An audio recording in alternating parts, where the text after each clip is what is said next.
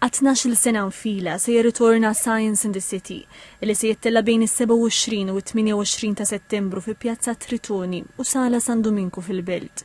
Il-koordinatur ta' Science in the City, Edward Duca, spiega li fost l-attivitajiet organizzati, il-pubbliku ser kollu ċans jinteraġixxi ma' robots, jiskopri dwar l-rwol tal-mikrobi fl-imsaren bl-modellar 3D u jesplora vapuri u ajruplani ma' Heritage Malta. Għali li se jiġu mistidna wkoll diversi artistiċi internazzjonali bħal Braintastic Science, Ringrow Theatre u The Bad Boy of Science. Dis-sena għal Science in the City għandna tema ġedda għal ġustizzja, ekwità, diversità u inklusività.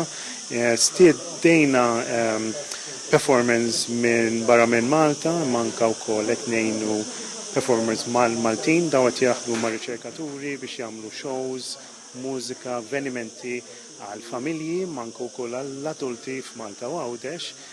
Mis-7 sa l-24 ta' Settembru għandna ħafna pre-festival events. Ir-rettur tal-Università ta' Malta, Alfred Vella, qal li dan il-festival għandu jservi wkoll sabiex iħeġġeġ l-istudenti jażlu s-suġġetti ta' xjenza. Huwa minnu li mhux Malta biss, sfortunatament, illi n-nies għandhom il-perċezzjoni, speċjalment il-parents tat-tfal, illi x-xjenza hija xi suġġett diffiċli u allura ma jattirax studenti lek.